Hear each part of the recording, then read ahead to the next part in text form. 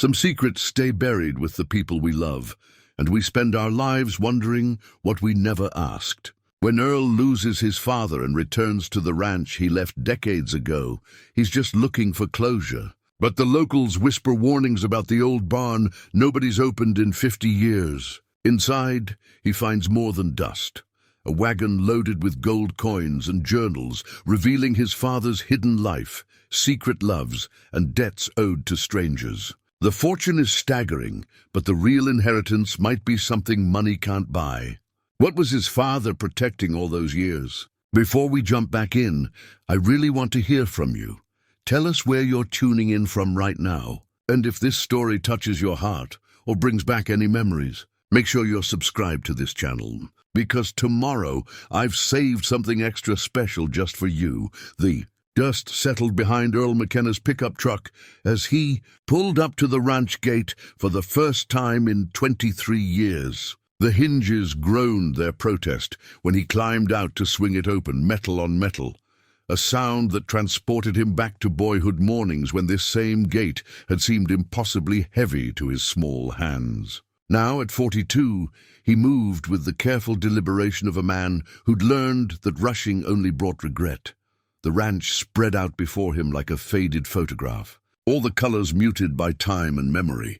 The main house stood 200 yards up the gravel drive, its white paint peeling in long strips that revealed the gray wood beneath. The porch sagged on the left side, where the support beam had finally given way, just as his father had always predicted it would. Beyond the house, the barn loomed dark against the late afternoon sky, its red paint long since surrendered to weather and neglect. Earl had received the call 3 weeks ago. His father had passed quietly in his sleep at 78, the doctor said. No pain, no struggle, just went to bed one evening and didn't wake up. The news had found Earl in Phoenix, where he'd been working construction and trying not to think about all the years he'd let slip away. He told himself there would be time, there was always supposed to be more time. But time had its own ideas about such things. The funeral had been small. A handful of neighbors, old ranch hands, who'd moved on to other places but came back to pay respects. Earl had stood by the graveside in his only suit, feeling like a stranger at someone else's family gathering. He'd shaken hands with people whose names he should have remembered, accepted condolences with a nod and a tight smile. Nobody mentioned the years of silence between father and son. Country folk had a way of leaving certain things unsaid. His wife Sarah had died 4 years earlier, breast cancer that came back twice before it took her for good. They'd never had children, tried for years, spent money they didn't have on doctors and treatments, but it just never happened. After she passed, Earl had drifted, taking jobs that kept his hands busy and his mind quiet. He sent Christmas cards to his father those first years. Never got anything back except the occasional gruff phone call that lasted all of 3 minutes. Eventually, even those stopped. Now here he was, the prodigal son returned to inherit a rundown ranch worth less than the back taxes owed on it. The lawyer had explained everything in that careful way lawyers have, like they're reading from a script they've memorized. The property, the livestock, what few head of cattle remained, and whatever personal effects were in the house. It all belonged to Earl now, for whatever that was worth. He drove slowly up to the house, gravel crunching under his tires. The afternoon sun painted everything in shades of amber and gold, the way it always did this time of year. September in Montana had a quality of light that made even sad things look beautiful. Earl remembered his mother saying that once, years before she'd left when he was 17. She'd been standing on this same porch, looking out at the mountains, and she'd said the light made everything look like a promise. 3 days later she was gone, run off with a feed salesman from Billings. His father never spoke her name again. The house smelled like old coffee and wood smoke when Earl stepped inside. His father had never been much for keeping things clean, and the years showed in layers of dust on every surface. The furniture was the same, the brown sofa with the cigarette burn on the armrest, the oak dining table his grandfather had built by hand, the gun cabinet with its collection of rifles that probably hadn't been fired in a decade. Earl set his duffel bag by the door and walked through the rooms, reacquainting himself with a place that felt both familiar and foreign. His old bedroom was exactly as he'd left it. Bed still made, rodeo trophies from high school on the dresser, posters of country singers on the walls. It was like a museum exhibit of a life that had stopped at 19. In the kitchen, he found his father's coffee cup still sitting by the sink, half full of liquid that had long since grown a film on top. The sight of it hit Earl harder than he'd expected. That cup represented the last normal morning his father had, the last time he'd stood in this kitchen thinking there would be another day after this one. Earl poured the contents down the drain and washed the cup carefully, setting it in the dish rack to dry. As evening settled over the ranch, Earl sat on the porch with a beer he'd found in the refrigerator. The label was faded, probably been there for months, but it was still cold enough. He watched the sun sink behind the western mountains, painting the sky in shades of purple and red. Somewhere in the distance, cattle lowed their evening song. The sound carried across the empty fields, mournful and eternal. A truck rattled up the drive just as full dark was settling in. Earl recognized Tom Henderson before the man even got out. Same stooped shoulders, same careful way of moving that spoke of a lifetime of hard work and harder weather. Tom had been his father's closest friend, if his father could be said to have had friends. They'd worked cattle together for 40 years. "Earl," Tom said, climbing the porch steps slowly. "Good to see you back." They shook hands, and Earl gestured to the other chair on the porch. Tom settled into it with a sigh that seemed to come from somewhere deep in his bones. "Your daddy was a good man," Tom said after a moment. "Stubborn as they come, set in his ways, but good at his core." "I want you to know that," Earl nodded, not trusting his voice. There was a lump in his throat that hadn't been there a moment ago. "I know things were complicated between you two," Tom continued, "but he talked about you. Not often, and never directly, but I could tell. A man knows when another man's carrying regret." They sat in silence for a while, listening to the night sounds. Finally, Tom cleared his throat. "What are you planning to do with the place?" "Haven't decided yet," Earl admitted. "Lawyer says I need to go through everything, settle the estate. Figured I'd take a few weeks, see what needs doing." Tom was quiet for a long moment, then spoke carefully. "There's one thing you should know. That old barn out back, the big one past the cattle pens, nobody's been in there for close to 50 years. Your daddy kept it locked up tight, wouldn't let anyone near it." Earl looked toward the dark shape of the barn, barely visible against the night sky. "Why?" "Never said. But folks around here learn not to ask. Your daddy had his reasons, I'm sure of that. Just thought you should know before you go poking around." Tom stood to leave, his knees popping in the quiet.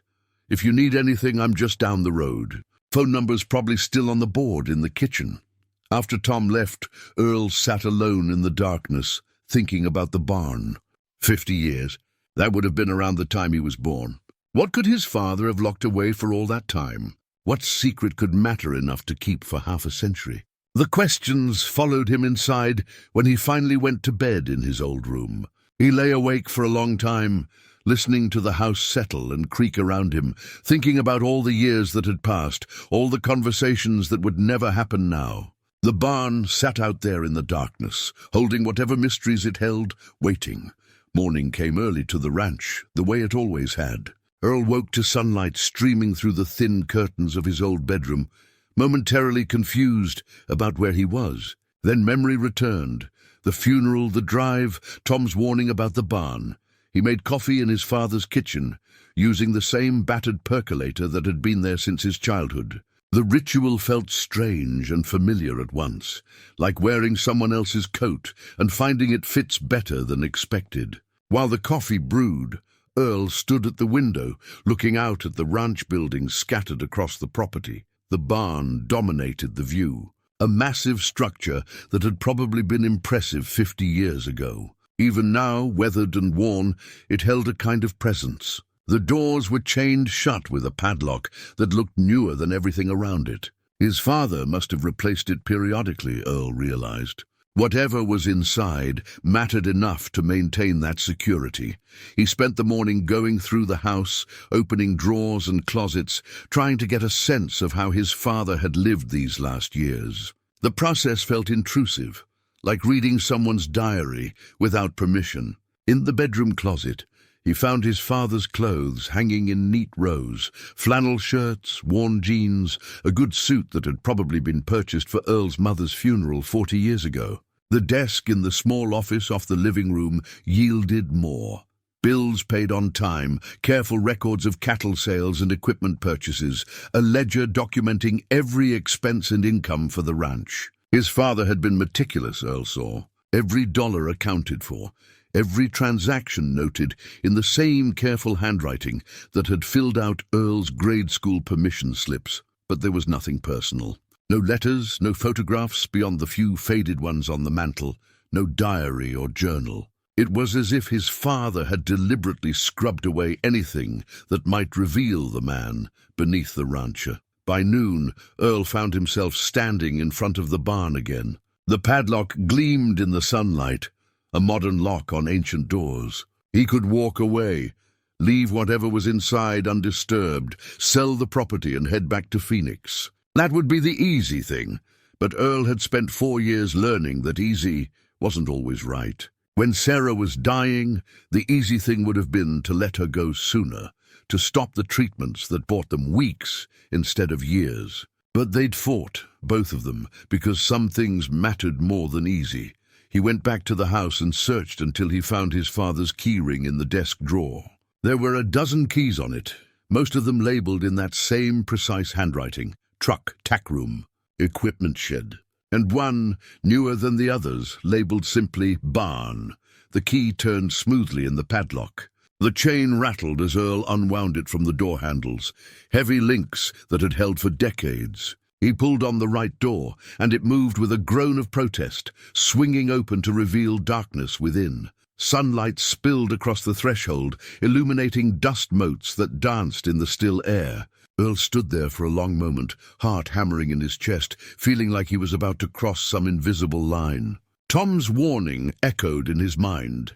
Nobody's been in there for close to 50 years. He stepped inside. The barn was cavernous, far larger than it appeared from outside. The roof soared overhead, ancient timbers still solid despite the years. Light filtered through gaps in the walls, creating stripes of gold across the dirt floor. The smell hit him immediately. Old wood, leather, and something else. Something that reminded him of his grandmother's attic. That particular scent of time preserved, and there, in the center of the barn, covered with a heavy canvas tarp, sat something big. Earl approached slowly, his boots stirring up dust that made him cough. The tarp was secured with rope, knotted tight and tucked under. It took him several minutes to work the knots free, his fingers clumsy with anticipation. When he finally pulled the canvas away, it fell in a cloud of dust that made him step back, coughing. When the air cleared, Earl stood frozen, unable to process what he was seeing. It was a wagon, an old freight wagon, the kind that had hauled goods across the frontier more than a century ago. But that wasn't what made Earl's breath catch in his throat. The wagon was loaded, absolutely filled, with wooden crates and canvas sacks. And from the closest sack, which had split open with age, gold coins spilled onto the wagon bed, gleaming in the filtered sunlight. Earl moved forward like a man in a dream. He picked up one of the coins, feeling its weight in his palm. It was real, heavy, old. He could see the date, 1884. His hands shaking, he opened one of the wooden crates. More coins, stacked in neat rows. Another crate, jewelry. Gold watches, rings, necklaces. A third, paper money, bills so old the ink had faded to brown. There had to be a fortune here. Tens of thousands of dollars, maybe more. Just sitting in his father's barn for 50 years. But what stopped Earl cold, what made his knees go weak, was what he found in the last crate he opened. It was filled with journals and letters, all carefully wrapped in oilcloth to protect them from moisture and time. On top of the stack lay a single envelope, and written on it in his father's unmistakable handwriting were 3 words: "For my son." Earl sank down onto the wagon bed, the envelope clutched in his trembling hands. All around him the gold gleamed in the dusty light. But it was this envelope that mattered, this message from a dead man to the son he'd barely spoken to in 23 years. Whatever secrets the barn held, Whatever story this impossible treasure told, it started here. With hands that shook, Earl opened the envelope and began to read. The letter was dated 3 months before his father's death. The handwriting was shakier than Earl remembered, but still recognizable. "Son," it began, "if you're reading this, I'm gone. And if you found this barn, then you're finally learning the truth I should have told you years ago. I was never good with words when we were face to face.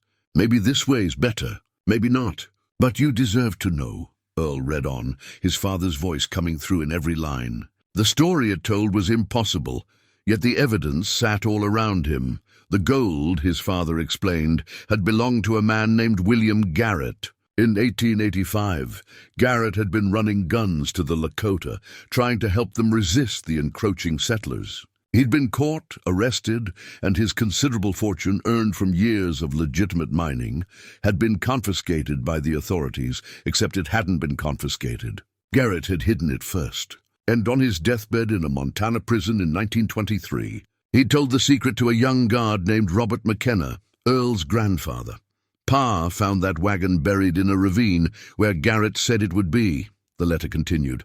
Every ounce accounted for. Garrett made Pa promise to do something with it.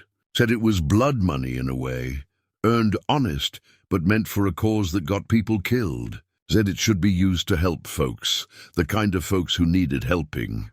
Pa took that promise serious. Earl looked up from the letter, his mind reeling. His grandfather had found this treasure 90 years ago, and his father had known about it all along, he read on. His grandfather had used some of the money, carefully, secretly, to help people during the Great Depression. Anonymous gifts to families about to lose their farms. Dr. Bills paid for people who couldn't afford them. A scholarship fund that put 3 local kids through college. All of it done quietly, in ways that couldn't be traced back. When his grandfather died in 1952, he'd passed the secret to Earl's father, along with the same charge. Use it to help people, but do it carefully. The moment anyone knew about the fortune, it would be taken away. The government would claim it, or thieves would steal it, or family would fight over it. The only way to honor Garrett's wish was to keep it hidden and use it slowly. "I tried to do what Pa did," his father wrote. "Over the years, I helped people when I could. Never told them where the money came from. There's a ledger in the house, hidden in the false bottom of my desk drawer. It lists everyone I helped. It's not much compared to what's here, but I did what I could while keeping the secret." The letter went on, and with each line, Earl understood more. His father's strange behavior, the way he'd kept people at arm's length, the locked barn, it all made a terrible kind of sense. He'd been carrying this secret his entire adult life, alone. "I know I wasn't a good father to you, Earl. When your mother left, something broke in me. I got hard, pushed you away when I should have held on. By the time I realized it, you were gone. And I didn't know how to fix it without telling you this secret, and I couldn't tell you because I'd promised Pa I wouldn't. Stupid, maybe. But a promise is a promise." Earl's vision blurred. He wiped his eyes roughly with his sleeve. "Now it's yours. The gold, the responsibility, all of it. You're a better man than I ever was. Sarah was lucky to have you, and I'm sorry I never told you that when she was alive. You'll know what to do with this. Help people, Earl. That's all Garrett wanted, all Pa wanted, all I want. Help people and don't let it change who you are." The letter ended simply, "Your father, John McKenna." Earl sat in the wagon for a long time, the letter in his lap, surrounded by a fortune and the weight of 3 generations. Outside, the afternoon was waning. Inside the barn, shadows grew longer. Finally he stood. There was a lot to figure out, a lot to understand. But first, he needed to find that ledger. He needed to see exactly what his father and grandfather had done with this impossible gift. And then he'd need to decide what kind of man he was going to be. Back in the house, Earl found the false bottom in his father's desk, exactly where the letter said it would be. The ledger inside was bound in cracked leather, filled with his father's precise handwriting. Each entry was dated, with a name, an amount, and a brief note. Henderson family, September 1979, $800. Medical bills for Tom's youngest daughter. Told him an anonymous donor heard about their situation. Martinez Ranch, April 1983, $2,000. Fire insurance didn't cover half what they lost. Said it was from a church fund. Sarah McKenna, December 2011, $15,000. Experimental treatment in Houston. Told Earl I'd taken a second mortgage. Earl's breath caught. Sarah's treatments. The ones he'd thought had bankrupted them both. The ones he'd felt so guilty about. His father had paid for them. Had lied about where the money came from, so Earl wouldn't refuse it. He sat down heavily, the ledger open on the desk. Page after page of kindness rendered in neat columns. Hundreds of entries over 40 years. His father had helped dozens of families, quietly and without recognition. The total came to nearly $200,000. But that was barely a fraction of what sat in that barn. Earl had tried to estimate the value while sitting in the wagon. Even conservative figures put it at several $1,000,000. Maybe more, depending on the collector value of the older coins and jewelry. The weight of it pressed down on him. This wasn't just inheritance, it was responsibility. 3 men before him had carried this secret, had used this wealth to help others while living modestly themselves. His grandfather had died in this house, leaving nothing but the ranch and its burden. His father had done the same, and now it was Earl's turn. He spent the next 2 days studying the ledger, learning the patterns of his father's charity. The man had been strategic about it, spreading help across years, so no pattern emerged. Never too much at once, never in ways that would draw attention. Always anonymous, always careful. On the 3rd day, Tom Henderson stopped by again. He found Earl on the porch, coffee cup in hand, staring out at the barn. "You opened it," Tom said. It wasn't a question. Earl nodded slowly. "How'd you know?" "Chain's gone from the doors. And you've got that look your daddy used to get sometimes. Like you're carrying something heavy." They sat in silence for a while. Finally Earl spoke. "You ever wonder where that money came from? The money for your daughter's medical bills?" Tom's face didn't change, but something flickered in his eyes. "Your daddy told me it was an anonymous donor." "Did you believe him?" "No," Tom said simply. "But I knew better than to ask questions. Your daddy helped a lot of folks over the years. We all knew it, even if nobody said it out loud. Figured he had his reasons for keeping quiet." Earl pulled the ledger from his jacket pocket and held it out. Tom took it carefully, like it might break. He read the first few pages, then closed it gently. "This is what was in the barn. Part of it. There's more?" Earl just looked at him and Tom's eyes widened. "Lord have mercy," Tom whispered. "How much?" "Enough that I need help figuring out what to do with it." Tom handed the ledger back. "That's not my call to make, Earl. Whatever your daddy left you, that's your burden to carry." "Maybe, but he trusted you. And right now I could use someone I can trust." The old man studied him for a long moment. "What are you thinking?" "I'm thinking I don't want to do this alone. I'm thinking whatever my father and grandfather did, they did it by themselves, and maybe that's why it took so long. Maybe that's why they couldn't use more of it. Because doing it alone, keeping it secret, it limited what they could do. You want to tell people?" "No," Earl said firmly. "But I want help. A few people I can trust. People who knew my father, who understand why this matters." Tom rocked back in his chair, considering. "That's a dangerous game. More people who know, more chance something goes wrong. I know. But I've been thinking about something Sarah used to say. She'd tell me that trying to do everything yourself isn't strength, it's pride. And pride gets in the way of actually helping people. Your wife was a wise woman." "She was," Earl agreed quietly. "So I'm asking, will you help me? Not just with the money, with figuring out how to do this right." Tom was quiet for a long time. Then he stood and walked to the porch railing, looking out at the mountains. "Your daddy and I were friends for 40 years, he said finally. "But we weren't close, if that makes sense. We worked together, helped each other out, but we never really talked. Not about things that mattered.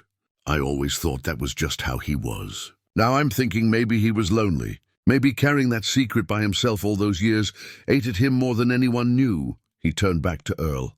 "I'll help you, on one condition." "What's that?" "We do this careful. We don't rush. And if I think we're about to make a mistake, you listen." Earl stood and extended his hand. They shook on it, and for the first time since finding the barn, Earl felt like he might not be drowning. "There's someone else we should talk to," Tom said. "Maria Garcia. She runs the food bank in town, volunteers at the church, knows every family in this county that's struggling. If we're going to help people, she'll know who needs it most. Can we trust her? With my life, Tom said without hesitation. She's kept more secrets than you and I put together. And she's got a good head on her shoulders. Won't let us do anything foolish. Then let's talk to her. One more thing, Tom added. You need to think about what you want for yourself, Earl. This money, your daddy and granddaddy used it to help others, but they still had to live. Had to keep the ranch running, put food on the table. There's nothing wrong with keeping enough to build a life here, if that's what you want. Earl looked out at the ranch, at the mountains beyond.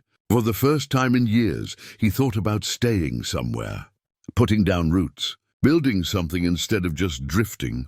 I don't know what I want yet, he admitted. Right now, I'm just trying to figure out what's right.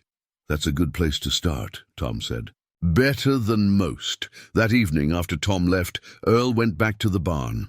He stood in the doorway, looking at the wagon full of gold, thinking about 3 generations of men who'd kept this secret. They'd done good with it, he could see that. But they'd also paid a price.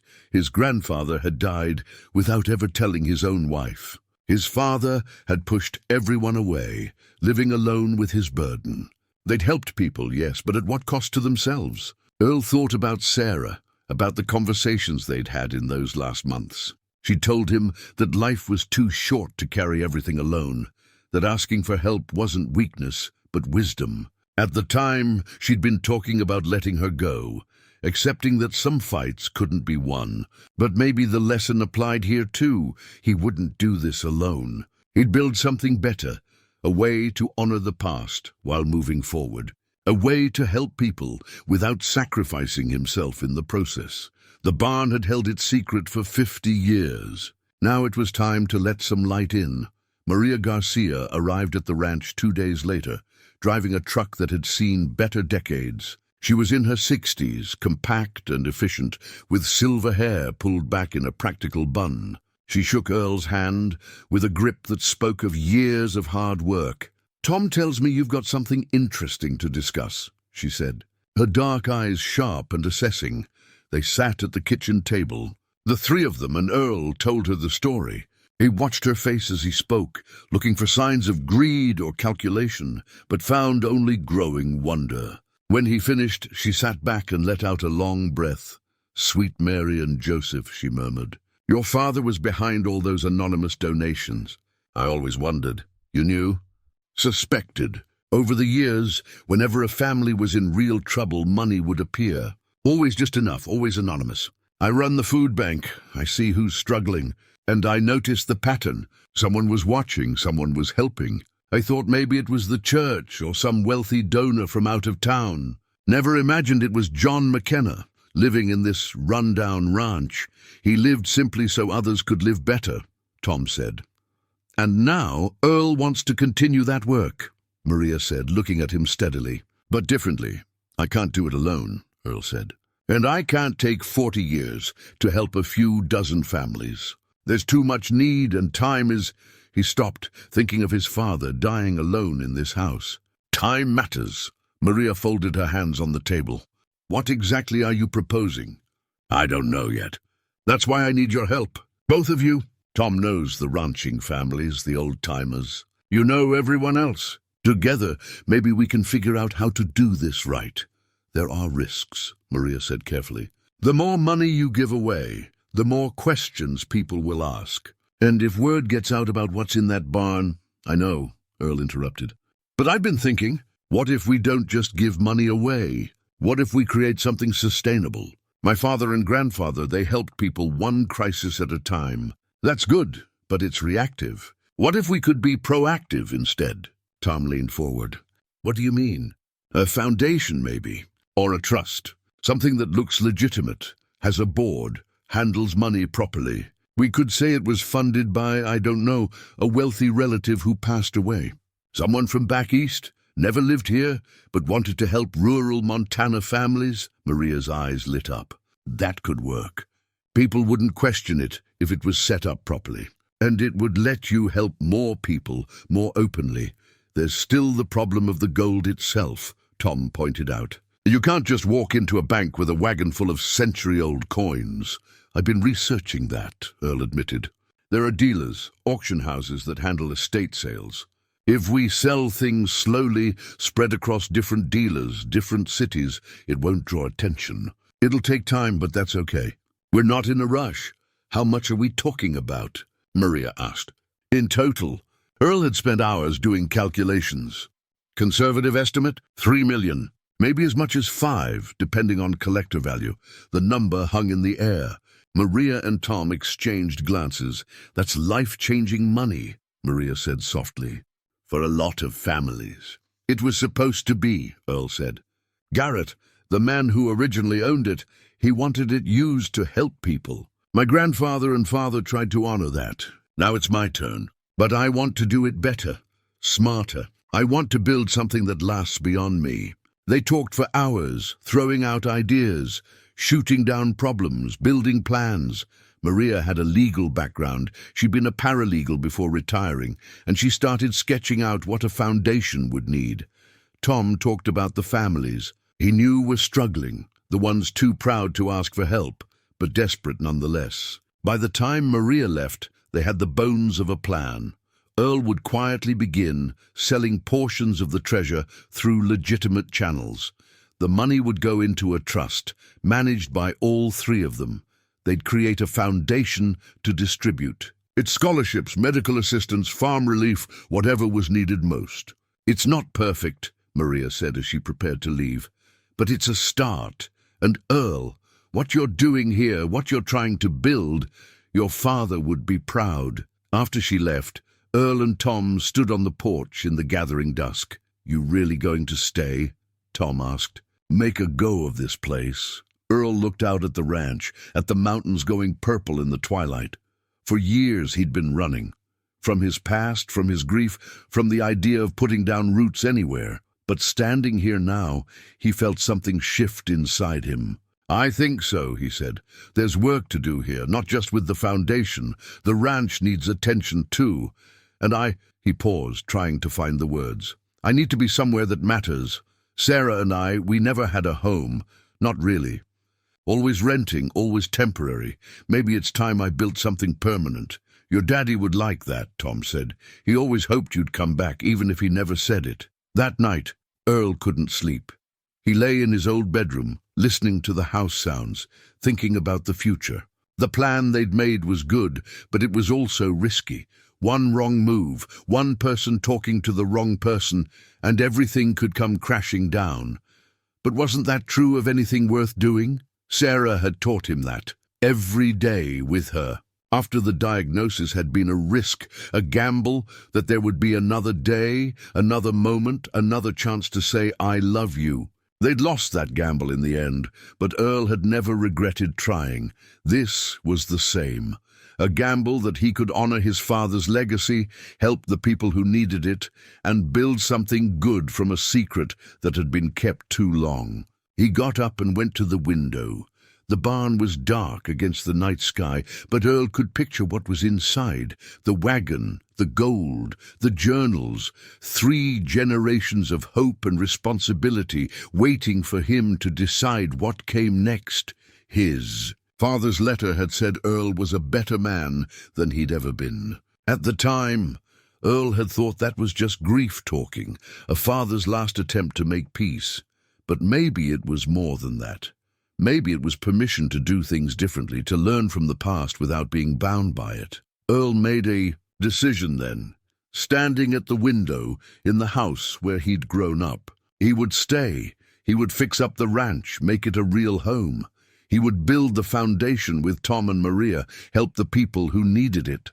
And he would do it all without hiding, without isolating himself the way his father had. It wouldn't be easy. Nothing worthwhile ever was. But for the first time since Sarah died, Earl felt like he had a purpose. Not just something to do, but a reason to wake up in the morning. The barn's secret was out, at least to 3 people, and that, Earl thought, was exactly how it should be. Some burdens were too heavy to carry alone. The first test of their plan came 3 weeks later. Earl had carefully packaged a selection of the least distinctive gold coins, 20 double eagles from the 1880s, and driven 6 hours to a coin dealer in Billings. He'd called ahead, said he was settling his grandfather's estate, had some old coins to sell. The dealer, a thin man named Mitchell with jeweler's glasses perched on his nose, examined each coin with meticulous care. Earl forced himself to breathe. Normally, to act like a man who'd simply found some old family heirlooms. "These are in excellent condition," Mitchell said finally. "Your grandfather took good care of them. I can offer you $42,000 for the lot." Earl had researched enough to know it was a fair price. He accepted with a handshake, and just like that, the first piece of the treasure became legitimate money. Money that could be deposited in a bank, used to establish the foundation, put to work helping people. Over the next 2 months, Earl made similar trips to dealers in Great Falls, Missoula, even as far as Spokane. Each time he sold small amounts, never enough to raise questions. The money accumulated in a trust account Maria had helped him establish. By late November, they had nearly $300,000 ready to deploy. Meanwhile, Earl worked on the ranch. Tom helped him repair fences, patch the barn roof, get the cattle operation back to something resembling profitable. The physical labor felt good after years of construction work in Phoenix. His hands remembered the rhythm of ranch life, the early mornings, the honest exhaustion, the satisfaction of fixing something that was broken. One evening, as they were finishing up work on the cattle pens, Tom cleared his throat in that way he had when something was on his mind. "Been meaning to ask you something," he said, not quite meeting Earl's eyes. "Go ahead. That entry in your daddy's ledger about my daughter Jenny's medical bills. You saw that was 1979. I did. She died in 1982. Cancer came back and there wasn't anything more the doctors could do." Tom's voice was steady, but his hands gripped the fence rail tight. "Your daddy paid for her funeral too. Told me it was from a church fund, same as before. I let him lie because I needed to believe it. Needed to think there were good people in the world who helped strangers." Earl waited, sensing there was more. "I never thanked him," Tom continued. "Never acknowledged what he'd done because that would have meant admitting I'd known all along. And now he's gone, and I can't—" His voice caught. "He didn't do it for thanks," Earl said quietly. "The ledger entries, they're all like that. No expectation of gratitude or recognition. He just helped people because it was right. I know that. But a man ought to be thanked for his kindness, even if he doesn't want it." Tom finally looked at Earl. "So I'm thanking you now for him. And I'm telling you that what we're building here, this foundation, it matters more than you know. Because there are a lot of families like mine, people who needed help and got it from your daddy. They never knew who to thank. Maybe now they will." The first official grant from the McKenna Family Foundation went to the Rodriguez family in early December. Their son had been accepted to Montana State University but couldn't afford to go. The foundation gave him a 4-year scholarship, full tuition and books. Maria handled the presentation, making it clear that the foundation existed to support rural families pursuing education. The second grant paid medical bills for an elderly rancher who'd had a stroke. The third helped a young couple whose house had burned down.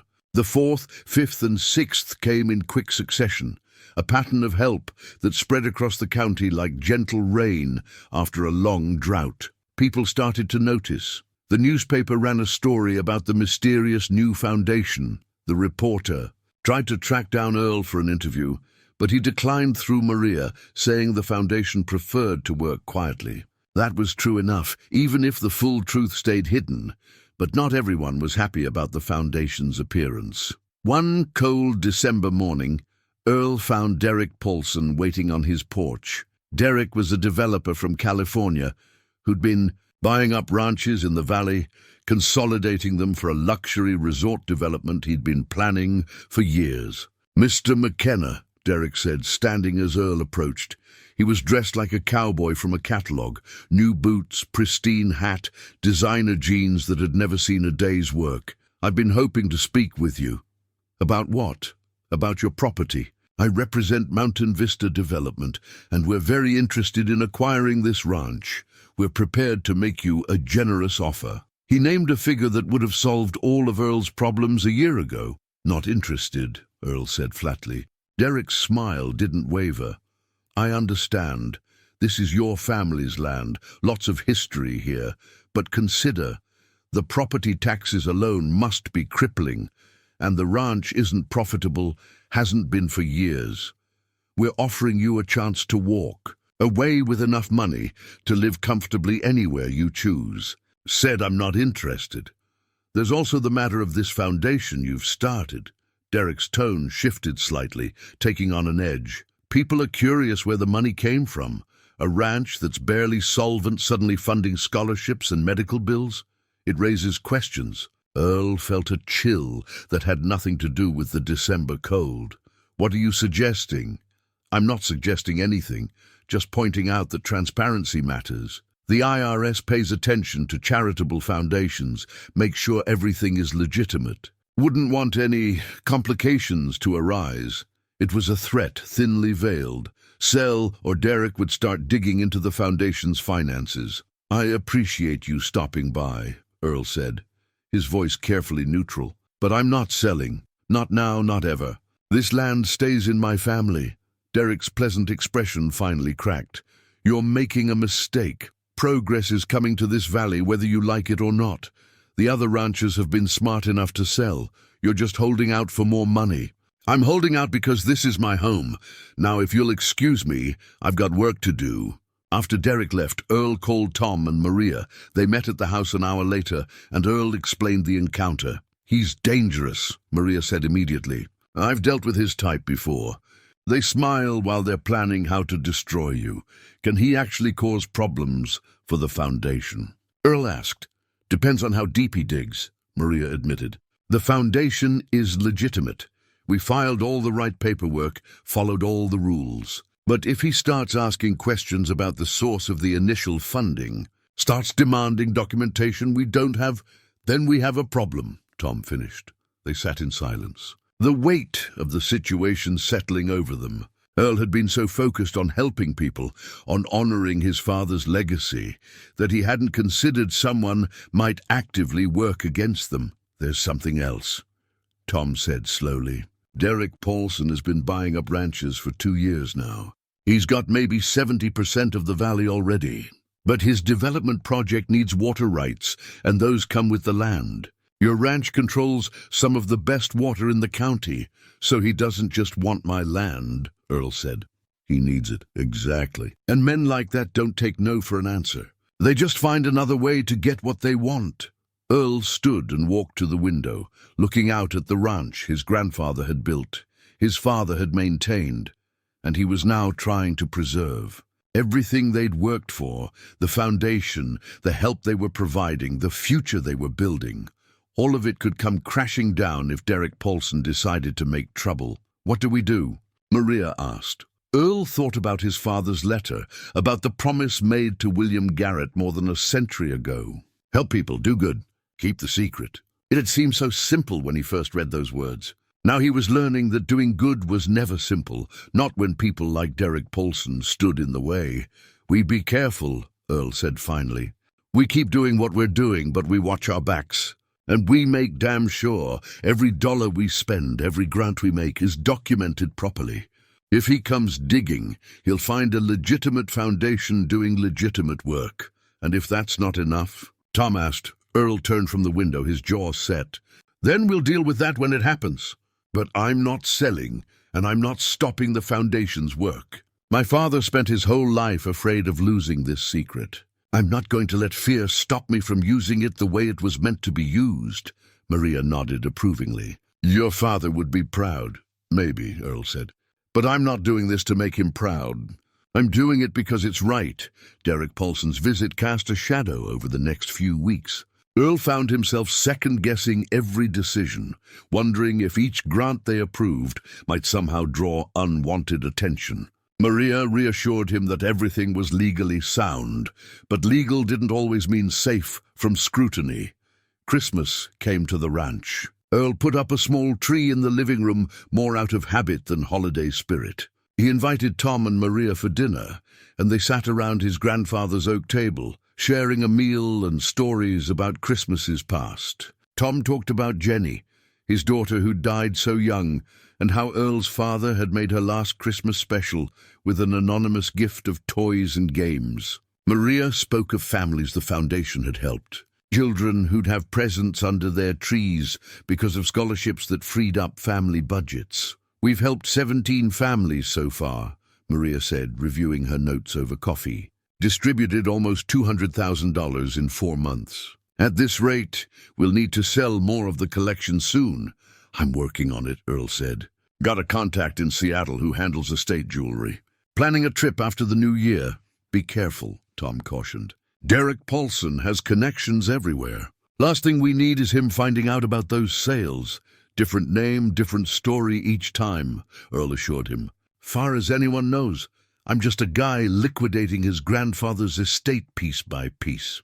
After they left, Earl sat alone with the remains of dinner, thinking about the strange path his life had taken. 6 months ago, he'd been in Phoenix, drifting through construction jobs, living in a studio apartment, going through the motions of a life without purpose. Now he was running a ranch, managing a secret fortune, helping people he'd never met. It should have felt overwhelming, but instead it felt right, like pieces of a puzzle finally clicking into place.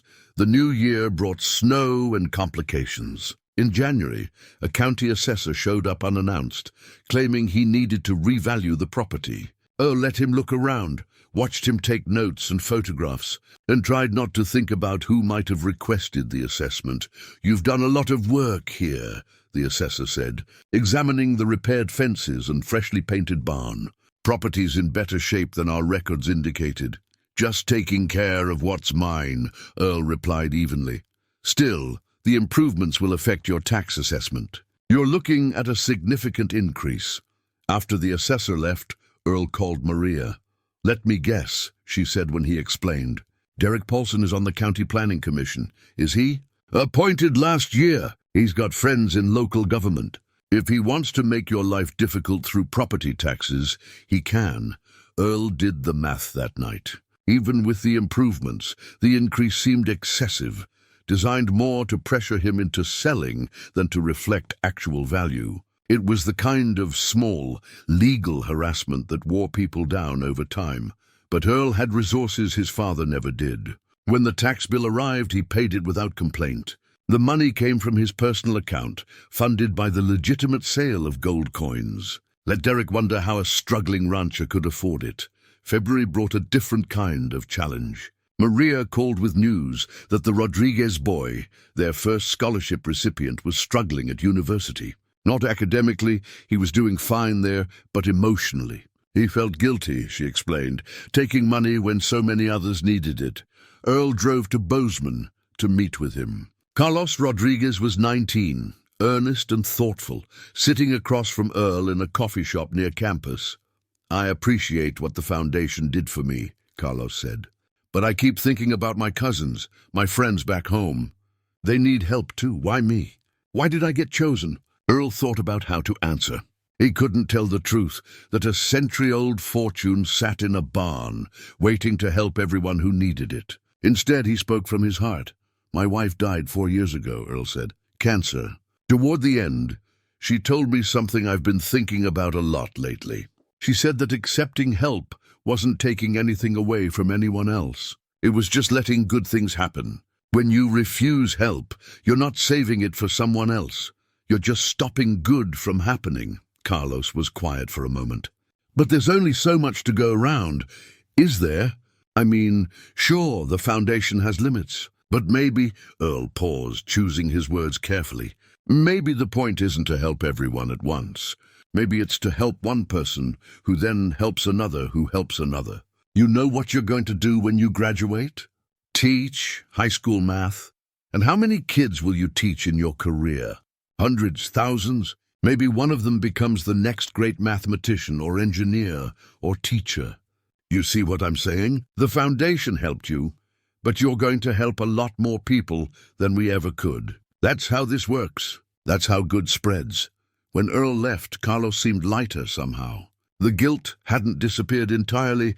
Earl suspected it never would. But it had been reframed into something more like responsibility. Not a burden, but a purpose. Driving back to the ranch, Earl thought about his own guilt. The years he'd stayed away from his father. The conversations they'd never had. The forgiveness they'd never explicitly given each other. His father's letter had been an attempt at reconciliation, but Earl still carried the weight of those lost years. Maybe Carlos had taught him something too. Maybe instead of drowning in what couldn't be changed, Earl needed to focus on what could. His father was gone, but the legacy remained. Every family they helped, every life they touched, it was a form of ongoing conversation with a man who'd tried to do good but hadn't known how to share that with his son. March brought the first real crisis. A family the foundation had helped, the Mortons, whose farm had been saved from foreclosure, was approached by Derek Paulson with an offer to buy their property. The offer was generous, but it came with a catch. Derek wanted information about the foundation's finances. Where did the money come from?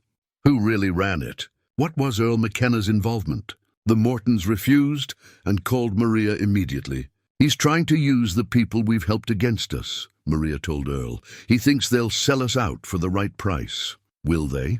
The Mortons won't. But Earl, we've helped 17 families. If he approaches all of them, offers them enough money, some will talk, Earl finished. Not out of malice, just because they need the money more than they need to protect a foundation they barely know. They called an emergency meeting at the ranch. Tom, Maria, and Earl sat around the kitchen table, the same table where 3 generations of McKennas had made decisions about the secret treasure. We can't blame people for taking care of their families, Tom said. If Derek offers real money, some folks will take it. So what do we do? Earl asked. Maria tapped her pen against her notebook. We get ahead of it. We reach out to every family we've helped, explain that there's someone trying to undermine the foundation. We don't ask them to lie for us. We just ask them to be careful about who they talk to. And if that's not enough, then we prepare for the possibility that Derek will learn more than we want him to know. Which means we need to make absolutely certain that everything about the foundation is above board. No loose threads, no questionable documentation, nothing that could give him leverage. Earl thought about the wagon sitting in the barn, still half full of coins and jewelry. They'd been careful, sold things slowly through legitimate channels, but there were limits to how much scrutiny the whole operation could withstand. If Derek really pushed, if he got the IRS involved or hired investigators, there's another option, Tom said quietly. You could sell him the ranch. Take the money, shut down the foundation, walk away clean. The suggestion hung in the air. It would solve everything, the tax pressure, the scrutiny, the constant worry about discovery. Earl could take Derek's money, probably negotiate for more now that Derek was desperate, and disappear. Start over somewhere else. It's what his father would have done, Earl realized. Avoid the conflict, protect the secret at all costs. But Earl wasn't his father. No, he said firmly. We don't run. We don't hide. We keep doing what we're doing, and if Derek Paulson wants a fight, we'll give him one. But we do it smart, and we do it legal, and we don't let fear make us into the kind of people who walk away when things get hard. Maria smiled. I was hoping you'd say that. You've got a plan, Earl guessed. The beginning of one. But it's going to require something you might not be ready for. What's that? We need to go public. Not about the gold, but about you. Right now, the foundation is this mysterious entity that appeared out of nowhere. That makes people suspicious. But if we tell a story, your story, about inheriting your father's estate, about wanting to honor his memory by helping others, that's something people can understand and support. Earl felt his stomach tighten. He'd spent months avoiding attention, staying in the background, letting Maria be the face of the foundation. The idea of stepping forward, of making himself visible. But wasn't that exactly what he'd decided to do differently than his father? To let people in, to share the burden, to stop living in fear of discovery? All right, he said. What do you need me to do? The newspaper interview appeared 2 weeks later. Earl had sat with the reporter for 3 hours, telling a carefully edited version of the truth. His father had left him the ranch and a modest inheritance.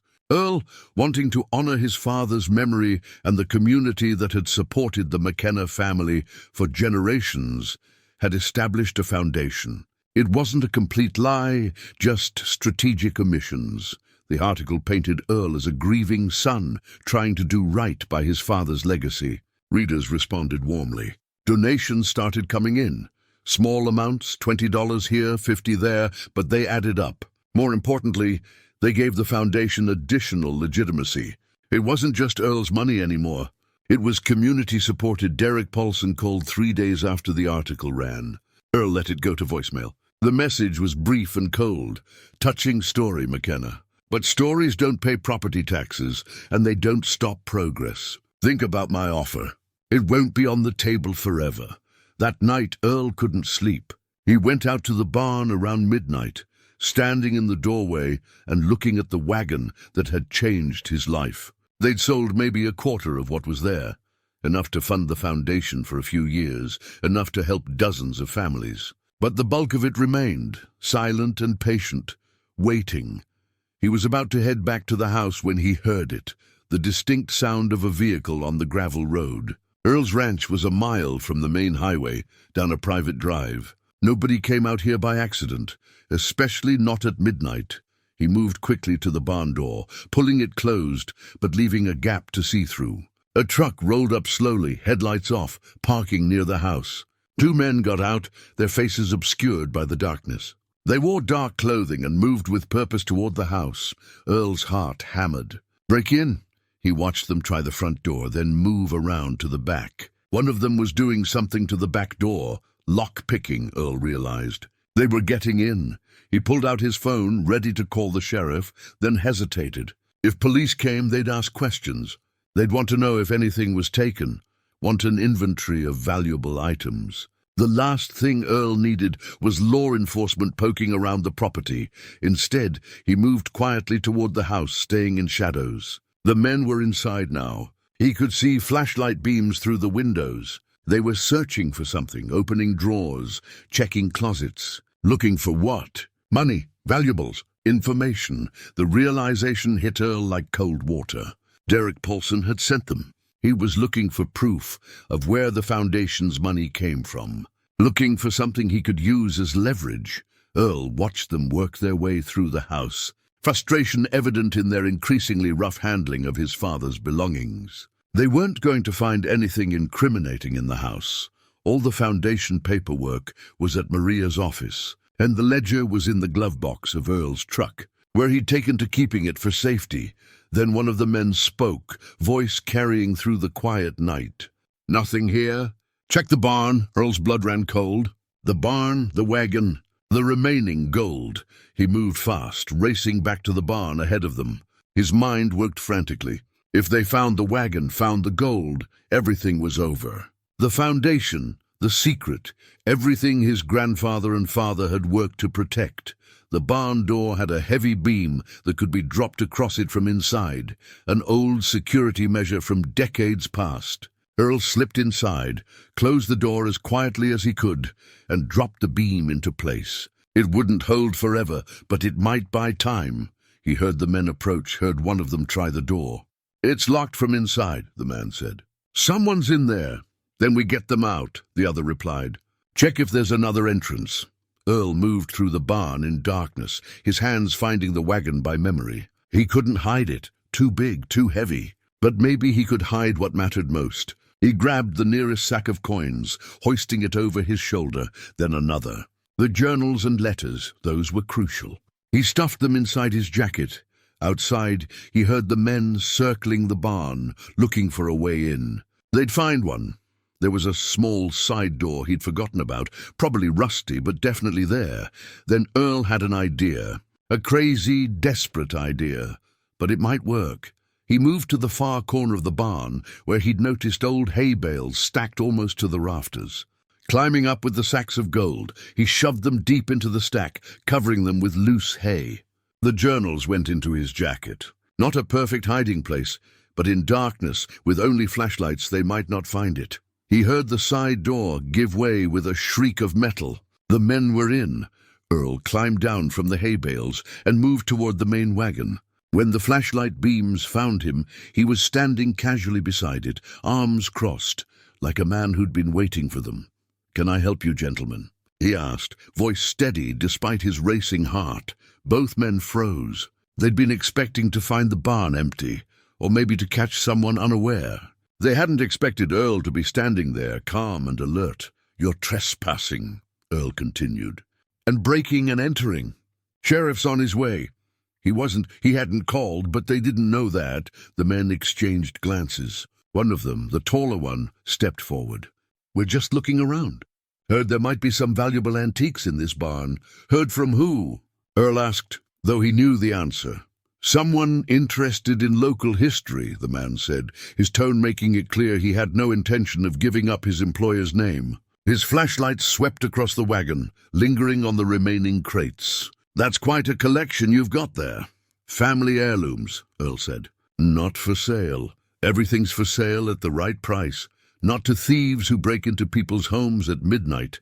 The standoff stretched.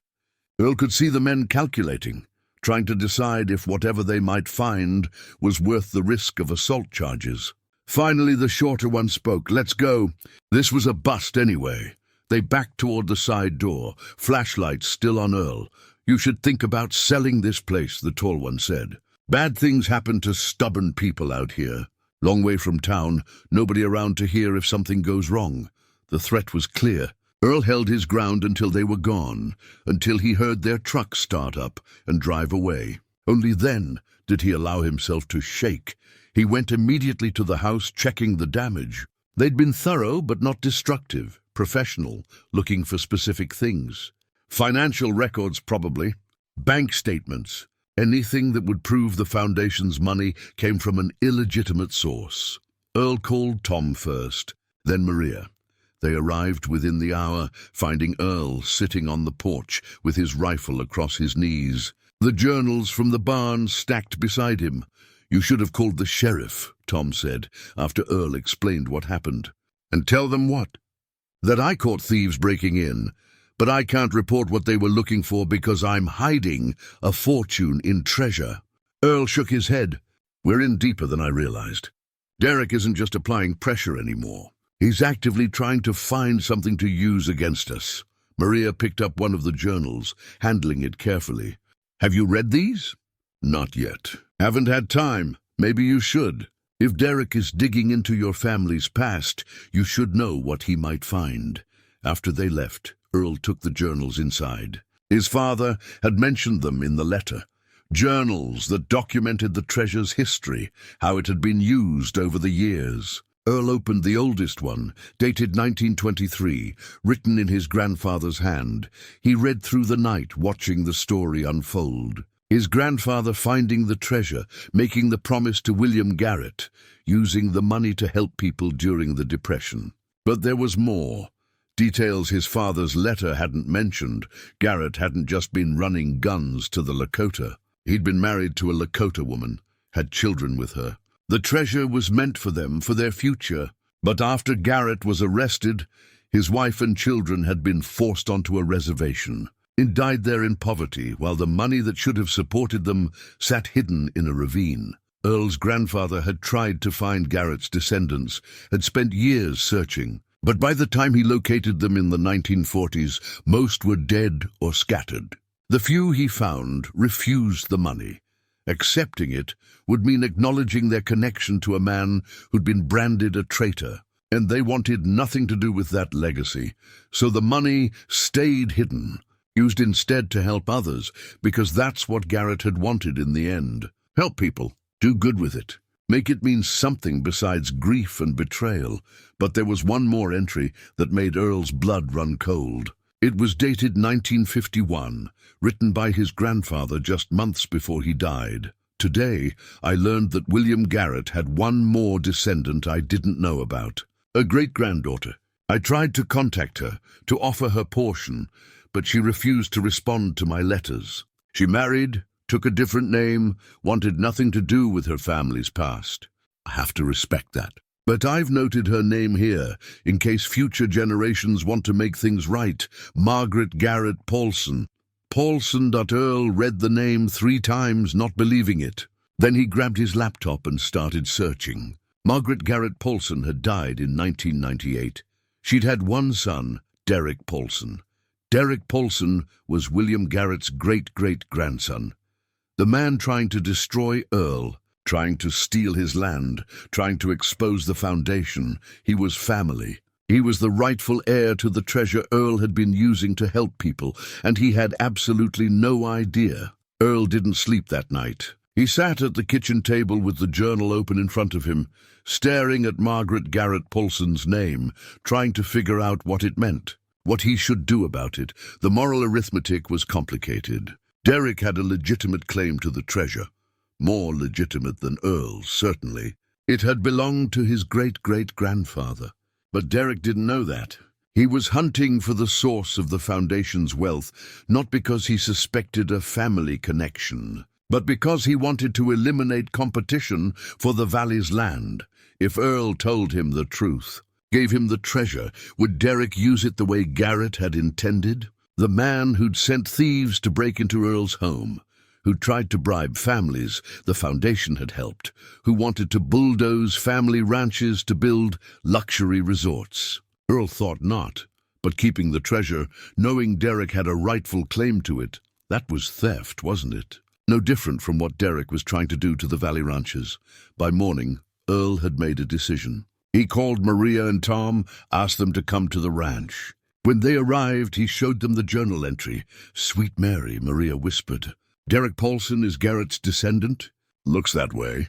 "His great-great-grandson?" "Then the treasure is his," Tom said flatly. "By rights it should go to him." "I know," Earl said. "But here's the question, do we tell him? Because once we do, it all ends. The foundation, the help we're providing, everything. Derek will take the money and use it to line his own pockets. Every family we could have helped will go without.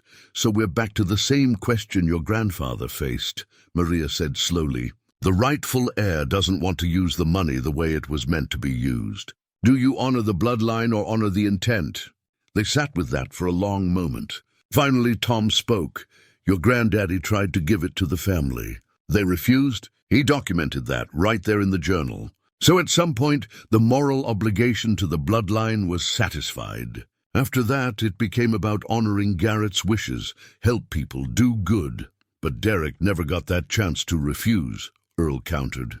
His grandmother turned down the offer, but he never knew there was something to refuse. "That's different, is it?" Maria challenged.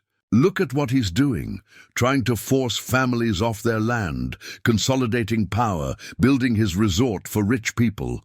If he'd somehow learned about the treasure years ago, do you honestly think he'd have used it to help others?" Earl wanted to say no immediately, but honesty stopped him. "I don't know. People can surprise you. My father seemed like a hard, bitter man, but he spent 40 years helping people in secret. Maybe Derek sent men to rob you," Tom interrupted. "Last night. They came to your home, went through your things, threatened you. That's who he is. That's the choice he's already made about what he values. But what if I'm wrong?" Earl pressed. "What if I keep this from him and I'm just stealing from a man because I don't like what he'd do with his own inheritance?" Maria stood and walked to the window, looking out at the ranch. "Let me ask you something, Earl. What did your father's letter say? What did he tell you to do?" "Help people. Don't let the money change who I am." "And have you done that?" "I've tried. More than tried.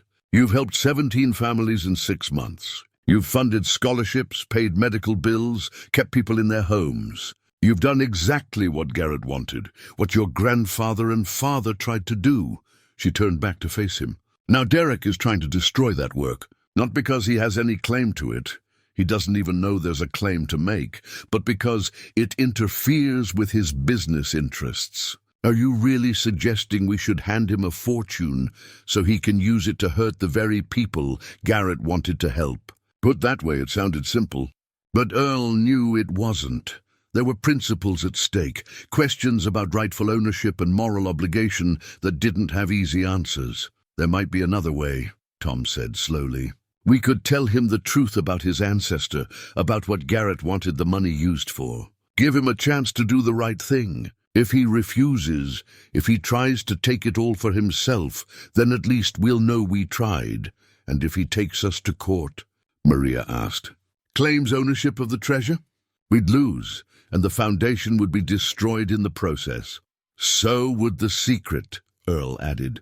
The moment this goes to court, everyone will know where the money came from. Government will probably step in, claim it as historical property or something. Nobody wins except lawyers.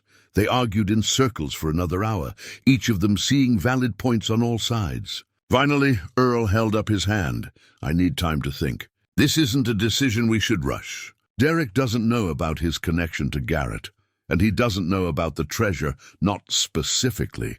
We've got some time to figure out the right thing to do, but time, it turned out, was the one thing they didn't have. 3 days later, Earl received a registered letter from Derek Paulson's attorney. It was 10 pages of legal language that boiled down to a simple threat: sell the ranch within 30 days, or face a lawsuit alleging that the McKenna Family Foundation was engaged in money laundering and fraud. They don't have evidence for this, Maria said, reading through the letter. It's pure intimidation. They're hoping you'll panic and settle. Will they file anyway if I don't sell? Maybe, probably. Derek's shown he's willing to use the legal system as a weapon. Even if he loses, the process will be expensive and time-consuming. And it'll put the foundation under intense scrutiny. Earl thought about everything they'd built in the last 6 months. The families they'd helped, the lives they'd touched. Carlos Rodriguez studying to become a teacher. The Morton family still farming their land. 17 families, and they'd only just begun. Then I guess we need to prepare for a fight, Earl said. There's something else, Tom said quietly. He pulled out a folder he'd been carrying. Did some research of my own. Turns out Derek's development plans aren't as solid as he claims. He's leveraged to the hilt, borrowed millions based on the assumption he could acquire the whole valley. Without your ranch, without the water rights, his project won't work. Banks are already getting nervous. Earl looked through the documents. Tom was right. Derek was overextended, financially precarious. If he couldn't get Earl's ranch, his entire empire might collapse. So he's desperate, Maria said. That makes him more dangerous, not less. Or it gives us leverage, Earl countered. He needs this ranch more than I need to sell it. If we can hold out, wait him out, he goes bankrupt, loses everything, Tom finished. And probably takes his anger out on you in the process. Men like Derek don't lose gracefully. They spent the rest of the day planning. Maria would respond to the legal threat with a carefully worded letter defending the foundation's legitimacy. Tom would reach out to other ranchers in the valley, gauge interest in banding together against Derek's development plans. Earl would continue selling pieces of the treasure, building the foundation's reserves. But that night, alone in the house, Earl pulled out his grandfather's journal again. He read the entries about William Garrett, about the choices made a century ago, about the promise that had shaped 3 generations of McKennas. There was an entry near the end that Earl had missed before, written just weeks before his grandfather died. Sometimes doing right means making hard choices nobody else would understand. The treasure sits in the barn, and I know there are people who have a better claim to it than I do. But I also know that if I give it to them, it won't be used the way Will Garrett wanted. So I carry this burden and hope that someday someone will understand why. Earl understood now. His grandfather had wrestled with the same moral questions, had made the choice to prioritize intent over inheritance. His father had done the same. And now it was Earl's turn to carry that burden, to make that choice. But there was a difference this time. Earl had allies, Tom and Maria, people who shared the weight. He had a foundation that was already doing good, already proving that the treasure could be used the way Garrett had intended. And he had something his father and grandfather never had, a chance to confront Derek directly, to give him the choice they'd never been able to offer. Earl made his decision. He would meet with Derek. He would tell him about the treasure, about his ancestor, about the legacy he was unknowingly trying to destroy. He would offer Derek a chance to be part of something meaningful, to honor his great-great-grandfather's wishes. And if Derek refused, if he chose greed over legacy, money over meaning, then Earl would fight him with everything he had. Not to steal what rightfully belonged to Derek, but to protect what rightfully belonged to the people Garrett had wanted to help. It was a gamble. Derek might sue, might try to seize the treasure, might destroy everything Earl had built. But it was also the right thing to do. Sarah had taught him that sometimes you had to risk everything on doing what was right, even when you knew you might lose. Earl picked up his phone and dialed Derek's number. After 3 rings, a smooth voice answered. "Paulson, Derek, it's Earl McKenna. I think it's time we talked. Face to face, just the 2 of us. There's something you need to know about your family history." There was a pause. "I'm listening," not over the phone. "Tomorrow morning, 10 o'clock, my ranch. Come alone." This conversation changes everything. Another pause, longer this time. Earl could almost hear Derek calculating, trying to figure out the angle.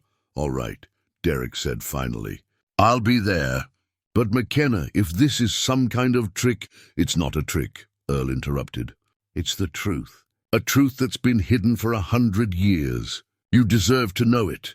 He hung up before Derek could respond. Tom and Maria arrived an hour later, summoned by Earl's text. He told them what he'd done, what he planned to say. Maria looked worried. Tom looked resigned, but neither tried to talk him out of it. "You sure about this?" Tom asked. "No," Earl admitted. "But I'm sure I can't keep lying to him. He's Garrett's heir. He deserves the choice, even if he makes the wrong one. And if he chooses wrong, if he takes everything?" Earl looked out at the barn, dark against the evening sky. "Then at least I'll have done the right thing. At least I won't have stolen from him, even if he would have stolen from everyone else."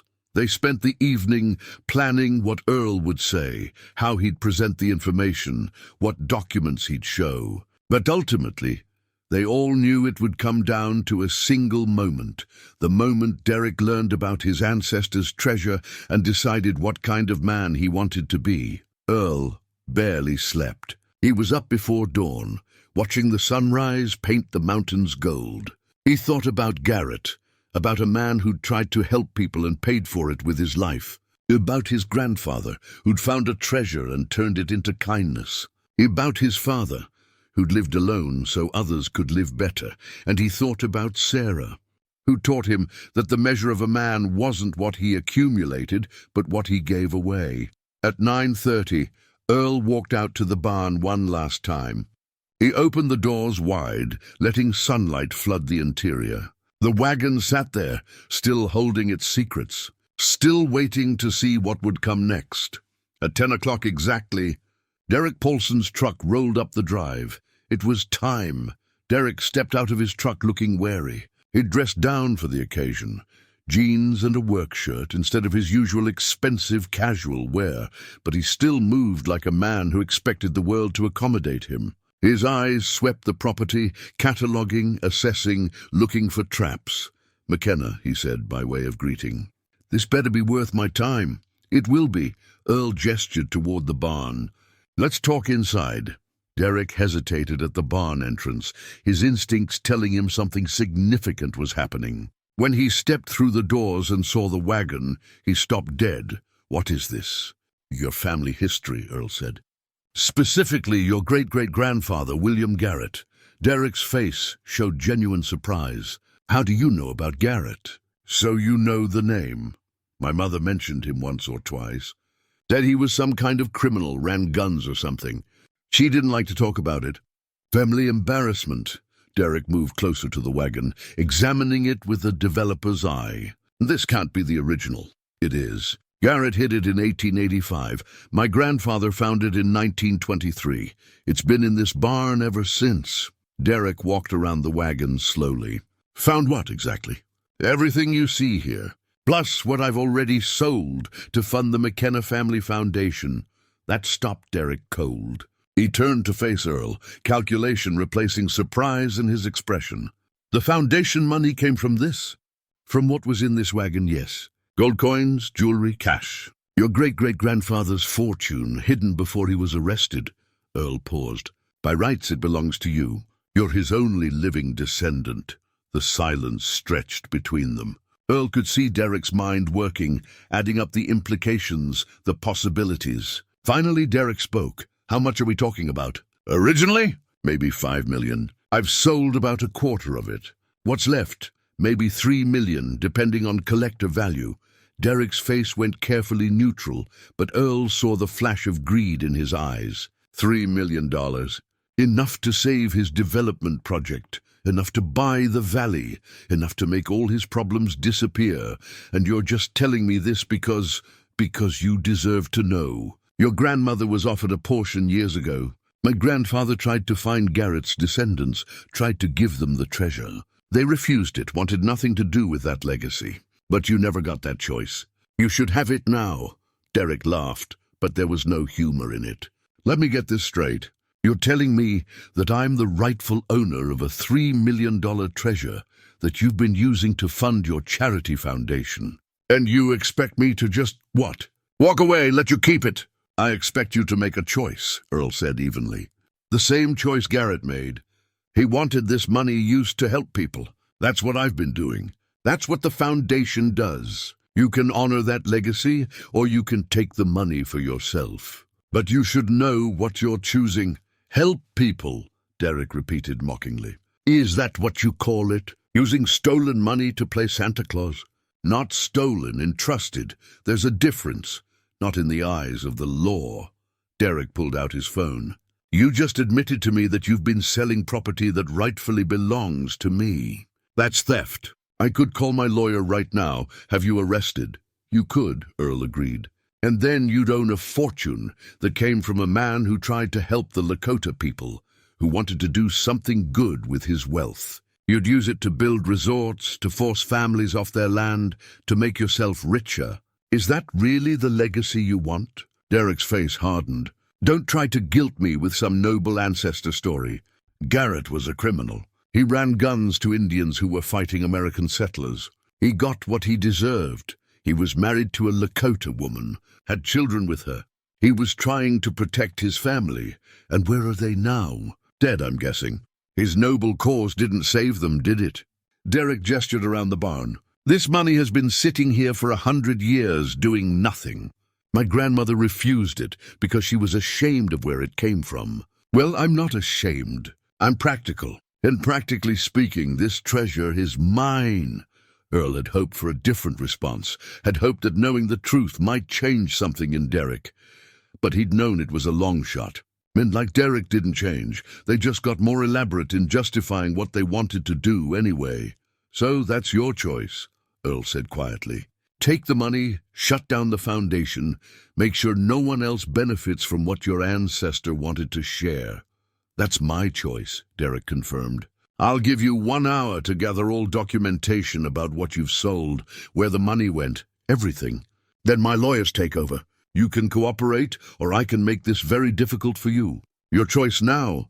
Derek turned to leave, then paused at the barn door. You know, McKenna, I almost admire what you tried to do here.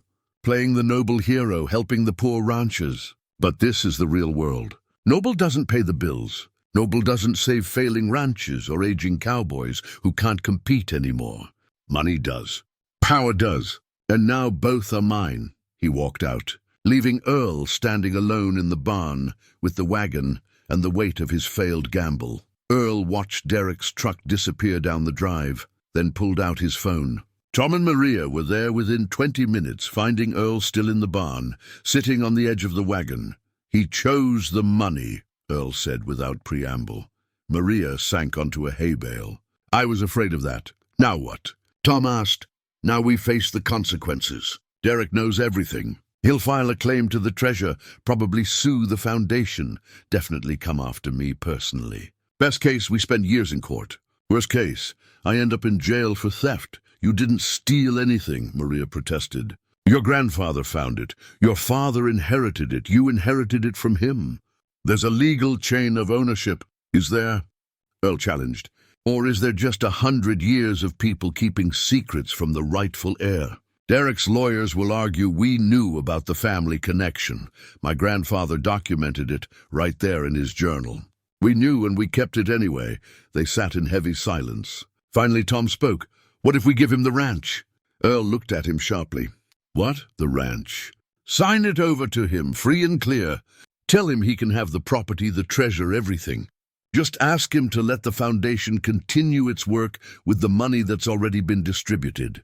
He won't go for that, Maria said. He wants it all, the property, the treasure, and the destruction of anything that got in his way. It's not about money anymore. It's about winning. She was right. Earl had seen it in Derek's eyes. This had become personal, a battle of wills. Derek wouldn't settle for partial victory.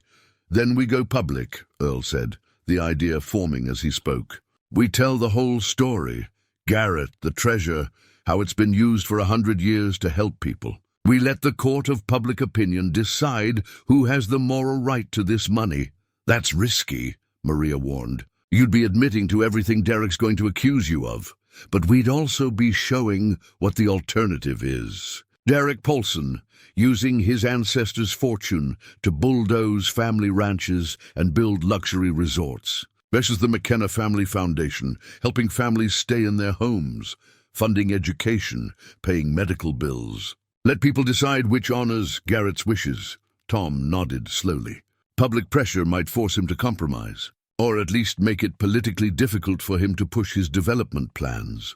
It might also get Earl arrested, Maria pointed out. Probably will, Earl agreed. But Tom's right about the pressure. This valley, these people, they've been helped by the foundation. They know what it's done. If Derek tries to destroy that, tries to take everything for himself, they won't stand for it. You're gambling that community loyalty beats legal ownership, Maria said.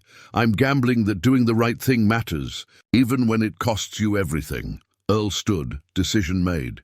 My father spent his whole life hiding, keeping secrets, helping people from the shadows. It protected the treasure, but it also meant nobody knew what he'd sacrificed. I won't make that mistake. If we're going down with the truth told. Then we'd better tell it right, Tom said. And we'd better do it fast, before Derek controls the narrative. They spent the next hour calling everyone they knew, the reporter who'd written the foundation story. Families the foundation had helped, other ranchers in the valley. Maria drafted a statement explaining everything. The discovery of the treasure, Garrett's wishes, Derek's family connection, and his choice to claim it for personal gain rather than honor the legacy. By evening, the story was out. Social media exploded with it. People took sides, some defending Derek's legal right to family property, others outraged that he'd destroy a charitable foundation to enrich himself. Local news picked it up, then regional, then national. The treasure in the Montana barn became a story about wealth, legacy, and what we owe to the past. Derek called at 8 p.m., his voice tight with fury. You just made the biggest mistake of your life, McKenna. Maybe, but at least everyone knows the truth now. The truth is that you stole from me. That's what the court will decide. That's what history will remember. Maybe, or maybe history will remember that you had a choice to honor your ancestors' wishes or to spit on them. And you chose wrong. Derek hung up without responding. The next morning, Earl woke to find reporters camped at the end of his drive. Tom and Maria arrived to help him handle the media circus. By noon, Derek had issued his own statement through his lawyers. The treasure was rightfully his. The foundation was built on theft, and he would pursue all legal remedies. But something unexpected happened. The families the foundation had helped started speaking up. They told their stories. Medical bills paid, farms saved, educations funded. They showed what the money had done, what it had meant to people barely hanging on. They painted a picture of generosity and community that contrasted sharply with Derek's million-dollar development plans. Public opinion shifted. Derek might have the law on his side, but Earl had something stronger. People who'd been helped, lives that had been changed. Proof that Garrett's wishes had been honored. 3 days later, Tom got a phone call from one of his banking contacts. Derek's primary lender was pulling out of the resort project. Too much negative publicity, too much community opposition. Without that financing, Derek's entire empire was collapsing. Earl was in the barn when Tom brought him the news. He stood by the wagon, running his hand along its weathered wood, thinking about choices and consequences. "He's going to fight harder now," Earl said. "Desperate men do desperate things. Let him fight," Tom replied. "We've got truth on our side. And this community, that's got to count for something." Earl hoped Tom was right, but he also knew that sometimes, even when you did everything right, you still lost. The legal battle dragged on for 6 months. Derek filed his claim to the treasure. Earl countered with documentation of his family's stewardship, and lawyers on both sides generated paperwork that could have filled the barn. The foundation's work ground to a halt. No new grants could be approved until ownership was established. But something unexpected happened during that time. The story of the treasure, of Garrett's wishes and Earl's choice to reveal the truth, resonated beyond the valley. Donations poured into the foundation from across the country, small amounts from people who wanted to support what they saw as a fight for community over corporate greed. It didn't replace the treasure, but it kept the foundation alive, kept help flowing to families who needed it. Derek's resort project died completely. His other lenders pulled out one by one, unwilling to be associated with a man trying to destroy a charitable foundation for personal gain. He lost properties, contracts, everything he'd built. By spring, he was filing for bankruptcy. The judge's ruling came on a Tuesday morning in early May. Earl sat in the courtroom flanked by Tom and Maria, watching Derek across the aisle. 6 months of legal combat had aged them all. The judge, a woman in her 60s with sharp eyes and a reputation for fairness, read her decision carefully. The treasure, she ruled, did legally belong to Derek Paulson as William Garrett's direct descendant. But, and this was crucial, the money Earl had already distributed through the foundation had been given in good faith to charitable causes. That money couldn't be clawed back. Derek could claim what remained in the barn, but the families who'd been helped got to keep their help. It was a split decision, satisfying no one completely. Derek got the remaining treasure, maybe $2 million worth. Earl kept the foundation alive, but lost the source of its future funding. The judge noted that both parties had acted according to their principles, however much those principles differed. Outside the courthouse, reporters swarmed. Derek left through a side entrance without commenting. Earl stood on the steps with Tom and Maria and told the truth. They'd lost the treasure but not the mission. "The foundation will continue," he said. "We'll do it the hard way, with donations and fundraisers and community support. But we'll do it. That's what matters."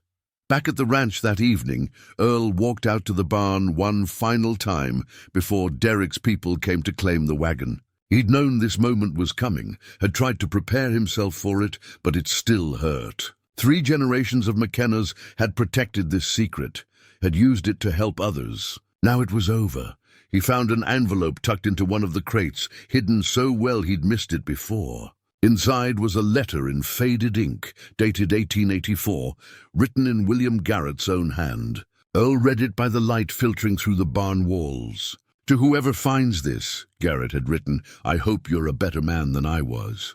I made my fortune honestly, but spent it fighting a war I couldn't win, trying to protect people who didn't want my kind of protection. My wife is dead, my children scattered, and I'll die in prison for crimes that were really just love in the wrong language. If you've found this money, use it. Help people if you can, but more importantly, don't make my mistakes. Don't wait until it's too late to do good. Don't hide your kindness or your love. The worst prison isn't made of bars. It's made of all the things you didn't do when you had the chance." Earl folded the letter carefully and put it in his jacket pocket. It wasn't treasure, not in the way Derek would understand, but it was the most valuable thing he'd found in the barn. Derek's people arrived the next day with trucks and armed guards. They inventoried everything, loaded it up, drove it away.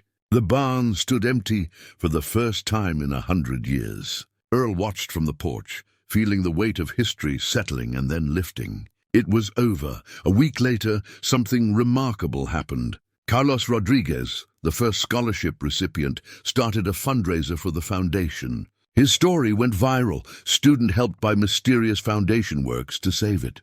Money came in from everywhere. Other families the foundation had helped joined in, hosting events, sharing their stories, contributing what they could.